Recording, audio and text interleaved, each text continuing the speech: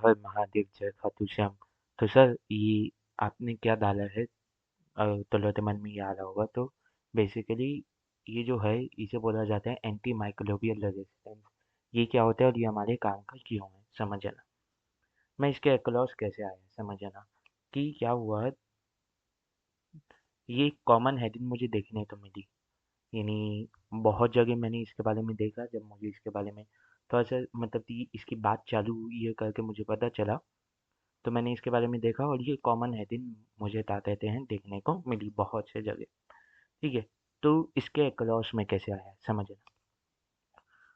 ये बता देते हैं मिनिस्ट्री ऑफ हेल्थ ने ट्वीट डाला था, या आप बोल सकते हो एक्स पे पोस्ट किया था क्या।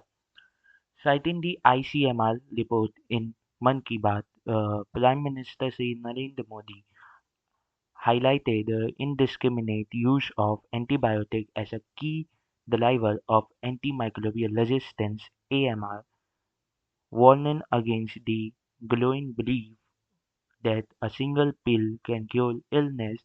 Antibiotics are not a quick fix and must be taken only on a doctor's advice. With the launch of NAP-AMR 2.0, India reinforced its national commitment to curb AMR through responsible antibiotic use, public awareness and coordinated action across sector। ठीक है, फिर इसके बाद मुझे ये देखने को मिलता है मिनिस्ट्री ऑफ हेल्थ का एक और कि antimicrobial resistance AMR impacts far more than treatment outcomes। समझना, making infection harder to treat, increasing the risk of spread, prolonging illness, hospital stays, raising healthcare costs, and contributing to higher morbidity and mortality। ठीक है, preventing AMR requires responsible antimicrobial use and sustained public awareness। ठीक है, ये इन लोगों ने देखा ministry of health के जो स्टाफ हैं वहाँ पे, गवर्नमेंट जो एम्प्लॉय हैं, उन्होंने ये सब लिखा। ठीक है, तो मैं इसके क्लॉज आया कि ये यानी मुझे पता है ये है क्या, पर इसका तुल्लों से क्या लेना देना और ये है क्या समझना। जब मैंने ह्यूमन हेल्थ एंड डिजीज वाला चैप्टर पढ़ाया था तो मैंने बोला था कि जब भी आप एक दवाई मेडिकेशन चालू करते हैं किसी भी डिजीज के लिए, और आपको मान लेते हैं जो डॉक्टर है वो 14 दिन मतलब 2 हफ्ते के लिए दवाई दिया, पर आप सिर्फ 9 दिन में ही ठीक हो गए, तो आप 10वें दिन से ये दवाई लेना बंद कर दी। तब मैंने बोला था कि क्या पता ये भी हो सकता है कि आप पूरे तरीके से ठीक ना हुए हो। क्या पता जैसे एक पैथोजन आपकी बॉडी में एंटर करता है और उसके सिम्टम्स तब तक नहीं दिखते, या डिजीज तब तक कॉज नहीं होती जब वो एक लिमिट से ज़्यादा आपकी बॉडी में बढ़ नहीं जाता। ठीक है, और जिसकी बॉडी में लिमिट से ज़्यादा बढ़ नहीं जाता पर रहता है, उसे हम लोग कैरियर बोल देते हैं। जैसे टाइफॉइड मैली, मैली मेलॉन, उससे टाइफॉइड नहीं दिख रहा था तो उसकी बॉडी में तादादे हैं जो ये है कौन, इसके जो टाइफॉइड के जो पैथोजन थे वो रेप्लिकेट नहीं कर रहे थे, पर बाकी की बॉडी में जाके कर दे रहे थे। हाँ कि ना, इसके लिए मेलीमेलॉन कैरियर थी। तो वैसे ही ये भी हो सकता है कि जब आप दवाई लें तो दवाई के कारण वो माइक्रोबियल जो लेवल है या उनका कंसंट्रेशन जो है हमारी बॉडी में, वो उस लेवल से नीचे गिर जाए और आपको बता दे रहे हैं डिजीज फील ना होने लगे। मतलब आपकी बॉडी में वो पैथोजन अभी भी बचे हुए हैं, वो पैथोजन अभी भी बचे हुए हैं। ठीक है, पर आप दवाई लेना छोड़ दी, जबकि वो जो दवाई था उसका क्या था कि वो उस पैथोजन के खिलाफ हमारी इम्यूनिटी बिल्ड करने में हमें मदद करे। ठीक है, ये हुआ। तो अब अगली बार ये माइक्रोसॉफ्ट में बच गए, तो अगली बार जब ये डिजीज कॉज करेंगे, तो अभी आपको अगर कुछ एमएमजी की दवाई लेनी पड़ रही थी, तो आपको अगली बार मोर देन एमएमजी वाली दवाई लेनी पड़ेगी। क्यों? क्योंकि एमएमजी मतलब कोई ग्राम, एम कोई भी मान लो, कोई भी नंबर मान लो, जैसे 2 ग्राम की दवाई ले लेते, 3 ग्राम की दवाई ले लेते, 0.4 ग्राम की दवाई आप लोग ले लेते, तो आपको more than 0.4, more than 2, more than 3 ग्राम की दवाई लेनी पड़ेगी। क्यों? क्योंकि इस अमाउंट ऑफ डोज के लिए वो जो पैथोजन है वो हो गया होगा, मतलब कि वो बता देते हैं उसके लिए ये कॉमन हो गया होगा, इसके लिए वो म्यूटेट हो गया होगा। हाँ कि ना, कि इतना तो मैं सह लूँगा। जैसे मच्छरों के बारे में समझो, पहले आपने सुना होगा अपनी मम्मी या पापा से थी पहले जो कॉइल आती थी ऐसे जो कॉइल आती थी, उसी से मच्छर मर जाते थे। पर आजकल तो इस कॉइल के ऊपर डांस करते रहते हैं। फिर अगरबत्ती आने लगी मच्छर मारने वाली, पर आजकल तो अगरबत्ती में भी सिर्फ़ मच्छर लोग बेहोश होते हैं, फिर वापस से उड़ जाते हैं थोड़े समय बाद, जब मच्छर उड़ा देते हैं वो होता है। इसका मतलब ऑर्गेनिज़्म में इन्वॉल्व होता है, एडैप्ट होता है अपने एडवर्स कंडीशन से, तो ये पैथोजन जो हैं, ये भी क्या एक सर्टेन अमाउंट ऑफ जो मेडिसिन है उसके लिए वो नहीं होंगे एडैप्ट? तो आंसर है यस सर होंगे। तो अगर तो अगर हम लोग ताकतें आधा ही डोज़ लें, पूरा डोज़ अपना कंप्लीट ना करें, तो जो हमारे बॉडी में बच जाएँगे पैथोजन क्या वो उस डोज़ के अगेंस्ट ताकतें वो हो जाएँगे रेज़िस्टेंट? ऑब्वियस सी बात है। तो अगली बार जब आपको रिपीट मारेगा, जब आपको रिटर्न मारेगा, तो आपको ज़्यादा एमजी की दवाई लेनी पड़ेगी। तो आपने अपने आस-पास ऐसे लोग भी देखे होंगे, जिन्हें कोई वो हुआ ताकतें प्रॉब्लम हुई, कोई डिज़ीज़ हुई। अब उन्होंने दवाई ली पर उन्होंने डोज़ कंप्लीट नहीं किया। ऑब्वियस सी बात है कोई भी इंसान नहीं बताता कि उसने डोज़ कंप्लीट नहीं किया दवाई का। हर कोई बोल देता है हाँ डॉक्टर मैंने किया या अपने रिलेटिव तो बोल देता है हाँ मैंने इतना डोज़ था, इतना डोज़ कंप्लीट किया है। ठीक है, इतनी बात समझ में आई। अब जब उसे रिटर्न मारा तो वो फिर से डॉक्टर के पास गया और इस बार सीवियर होगा। इस बार और सीवियर केस उसमें देखने को मिलेगा। तो डॉक्टर ये पूछेगा क्या आपने प्रीवियस डोज़ कंप्लीट किया था? और डॉक्टर लोग तो पता भी चल जाता है कि अगर इतना ज़्यादा सीवियर मारा है तो बता देते हैं मोस्ट ऑफ द चांसेस है कि इसने प्रीवियस डोज कंप्लीट नहीं किया था।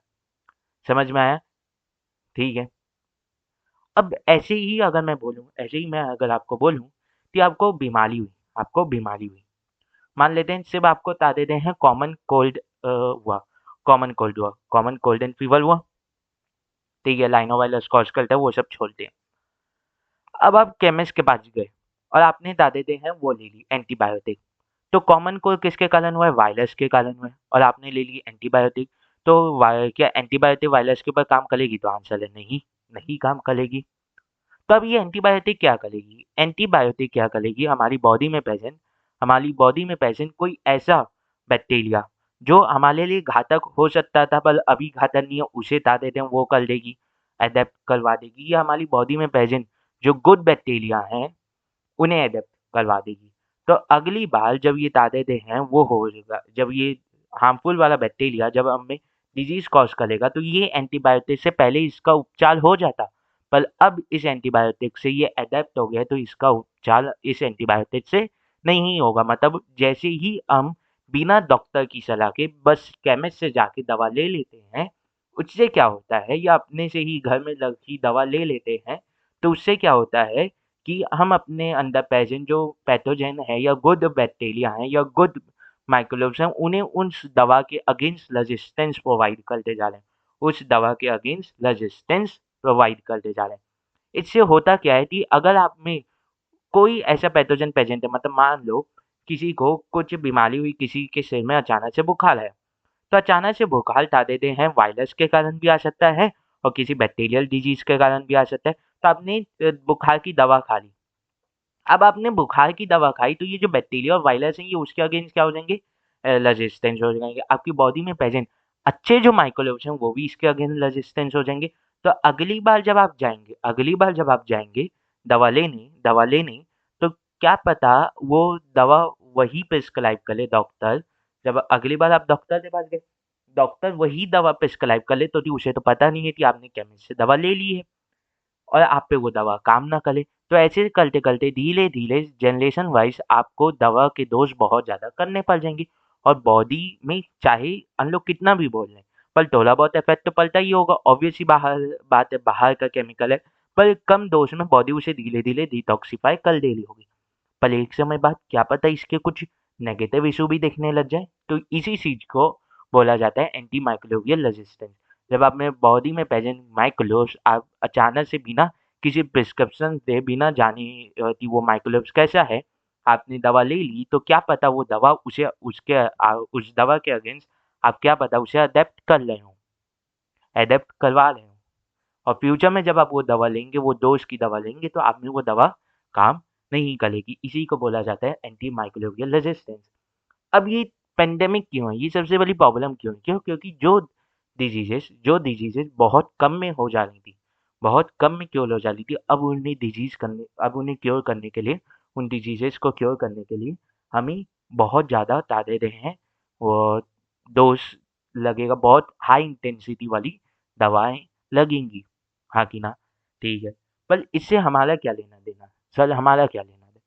इससे ये लेना-देना है कि अभी हम लोग 12th में ह्यूमन हेल्थ एंड डिजीज़ में पढ़ तो लेते हैं कि एंटीबायोटिक का ये रोल रहता है, डिजीज़ ये कॉज़ करता है, वैक्सीन के बारे में पढ़ लेते हैं, इम्यूनाइज़ेशन के बारे में पढ़ लेते हैं। पर हम उसके साइड इफ़ेक्ट नहीं जान पाते, या उसके हार्मफुल, या उसे सही से यूज़ करने का तरीका नहीं जानते, यूज़ करने का तरीका नहीं जानते। और ये बहुत ज़रूरी है, ये छोटे-छोटे टॉपिक वो बोल सकते हो अर्लियर क्लासेस से एक बच्चे के मन में बैठाए जाना, ये सब टॉपिक बहुत ज़रूरी है। इसीलिए मैंने सोचा कि ये चलो तो बता दूँ कि एक एक्स्ट्रा नॉलेज भी रहे, तो कि इसमें जानने में कोई वो नहीं है परेशानी, इससे क्या ही हो जाएगा इतना जान के, ठीक है? अब ये देखो, ये डायग्रामेटिक रिप्रेजेंटेशन है कि आप बेसिकली उस पैथोजेन तो दवा को फीड करवाते जा रहे हो, और वो पैथोजेन, वो बैक्टीरिया, चाहे गुड हो चाहे बैड हो, आपकी बॉडी में ला देते हो और ज़्यादा उसके अगेंस्ट रेजिस्टेंट होते जा रहे हैं। हाँ कि ना? Yes sir. अब इस ये ऐसा नहीं है कि ये सिर्फ़ बता देते हैं, यह इंडिया की हेल्थ मिनिस्ट्री बात कर रही है, या हमारे यहाँ के साइंटिस्ट बात कर रहे हैं, डब्ल्यूएचओ भी मानती है कि एंटीमाइक्रोबियल जो रेजिस्टेंस है वो बहुत ज़्यादा हार्मफुल है। जैसे ये डब्ल्यूएचओ का जो वेबसाइट है उसके यहाँ से लाया हूँ। एक ओवरव्यू दिया हुआ है कि antimicrobial including antibiotic, antiviral, antifungal and antiparasitic. मैंने तो अभी एंटीबायोटिक की बात की, पर एंटीवायरल भी जो मेडिसिन है, जो एंटीफंगल भी मेडिसिन है, जो एंटीपैरासाइटिक भी जो मेडिसिन है, वो यानी वो तादाद यूज़ की जाती है to prevent and treat infectious diseases, ऐसी डिजीज़ेज़ जो एक हेल्दी पर्सन से अनहेल्दी पर्सन में वो हो सकती है, कम्युनिकेट हो सकती है, फैल सकती है, इन्फेक्ट हो सकती है, मतलब कि कम्युनिकेबल डिजीज़ेज़ को प्रिवेंट करने थे और डिलीट करने थे काम आते। प्रिवेंट करने थे कैसे? जैसे वैक्सीन हो गई, ठीक है? In humans, animals and plant, humans में भी, एनिमल्स में भी, प्लांट्स में भी। Antimicrobial resistance occur when bacteria, virus, fungi, parasite are uh, parasite no longer respond to antimicrobial medicine. अब एंटीमाइक्रोबियल रेजिस्टेंस होता क्या है? जब ये जो पैरासाइट है, ये वायरस है, ये फंजाई जो हैं, ये जो पैरासाइट जो हैं, ये जो बैक्टीरिया है, ये इन एंटीमाइक्रोबियल मेडिसिन के अगेंस्ट रिएक्ट ही ना करें, ये हम लोग मेडिसिन ले तो लें पर इन पे कोई इफेक्ट ही ना पड़े। और ये हुआ क्यों? क्योंकि हम लोग ने बिना सोचे समझे दवा ली, बिना उसका कारण जाने बस दवा ले ली। As a result of the drug resistance, antibiotic and the other microbial medicine become ineffective and infection become difficult and impossible to treat, increasing the risk of disease spread, severe illness, disability and death. हाँ कि ना? Yes sir. समझ में आई इतनी बात? तो इससे बता देते हैं, आप बेसिकली अपग्रेड करते हुए जा रहे हो उस माइक्रोब्स को बिना सोचे समझे दवा लिए, ठीक है? AMR is a natural process that happens over time through genetic changes in pathogen. ये ऐसा नहीं है कि आपने आज दवा ली, आज ही वो बता देते पैथोजन उसके अगेंस्ट रेजिस्टेंट हो गया, नहीं। ये ओवर द टाइम होने वाला है। मैंने बोला ना, जनरेशंस में ये दिखता है, जनरेशंस में दिख सकता है ये, ठीक है? इस emulsion and spread is accelerated by human activity. ये देखो, ये हो क्यों रहा है और स्प्रेड क्यों हो रहा है? ह्यूमन एक्टिविटी के कारण।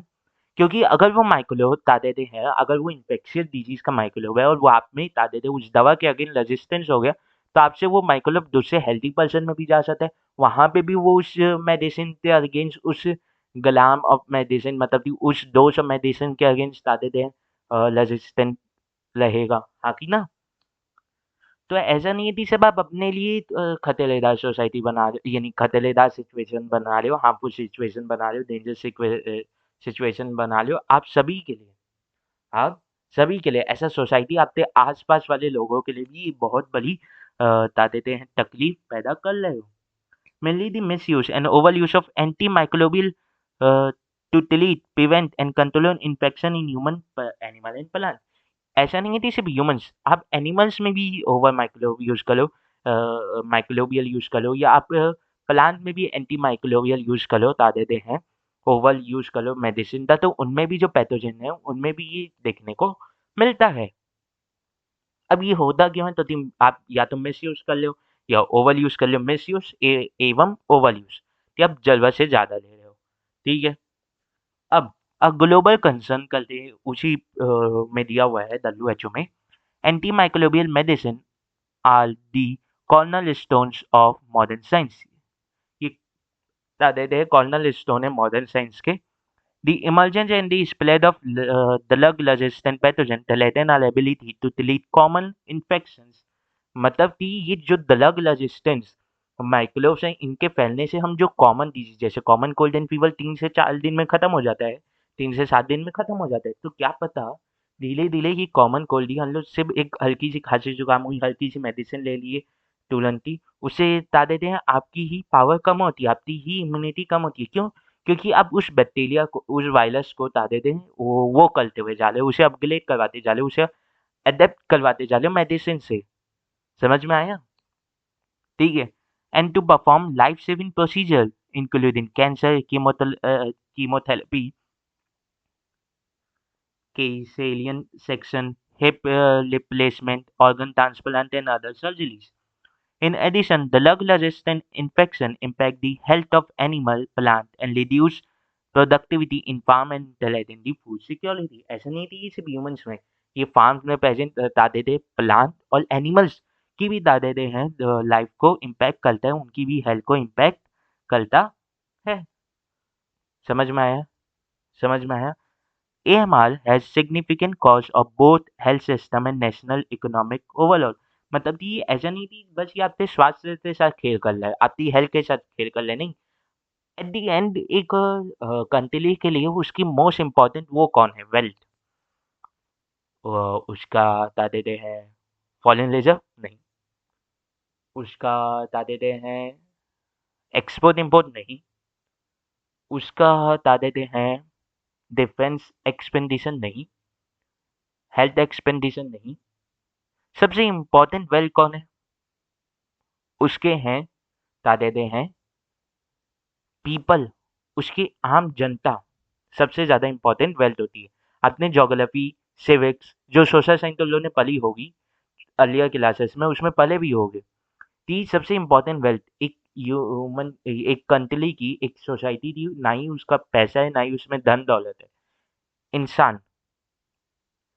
एट दी एंड सोसाइटी में अगर इंसान ले लें तो वो सोसाइटी बिल्ड की जा सकती है। For example it creates need for more expensive and intensive care.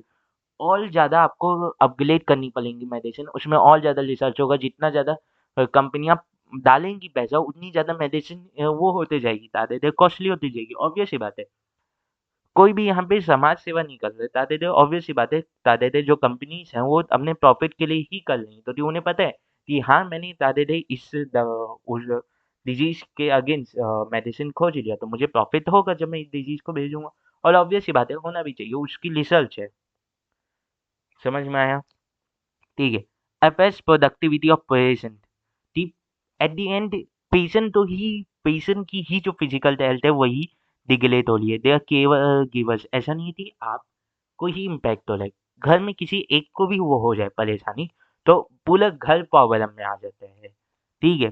तो prolong hospital stage arm agriculture productivity. Agriculture, आपका खाना ही खराब हो जाएगा तो आप के शरीर में इफेक्ट कैसे आएगा? AMR is a problem of all countries at all income levels. ऐसा नहीं है कि सिर्फ गरीब, अमीर, मिडिल क्लास, इन्हें ही नहीं, सभी को। समझ में आए? It is played does not recognize countries border। ठीक है। Contributing factor include lack of access to clean water, sanitation and hygiene, wash for both human and animal, poor infection and disease prevention control in homes, healthcare facilities, and farms, poor access to quality and affordable vaccines, diagnostic and medicine, lack of awareness and knowledge, lack of enforcement, reinforcement of relevant legislation. People living in a low resource setting and vulnerable population are especially impacted by both the drivers and consequence of AMR. AMR को cause करने वाले AMR तादेदे है कि कारण आने वाले consequence दोनों से इम्पैक्ट पड़ता है। ठीक है, तो इसीलिए तादेदे जैसे जैसे इंडिया में जैसे हेल्थ सेक्टर बूम पे है, लोग जो है अपनी हेल्थ पे ध्यान भी दे रहे हैं। तो कई बार क्या होता है, हम ओवर रिएक्ट करने लग जाते हैं, मतलब कि आप बिना डॉक्टर की केमिस्ट से दवा लेने लग जाते हो। मेरा ओवर रिएक्ट करने का मतलब यहाँ पे ये है, समझ में आया?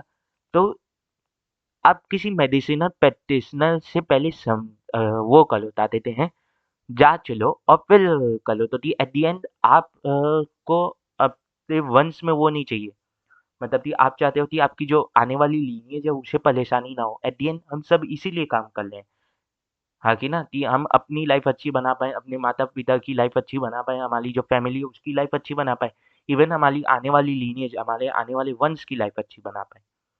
ठीक है? तो ये ऐसे मिसयूज़ करना एंटीबायोटिक एंटीमाइक्रोबियल चीज़ों को यूज़ करना से ये बता देते हैं हार्मफुल इफ़ेक्ट आने वाली सोसाइटी में दिख सकते हैं, और ऐसा सोसाइटी जब हम रह रहे हैं कहीं पे तो हमें पूरी सोसाइटी का लेके चलना पड़ेगा।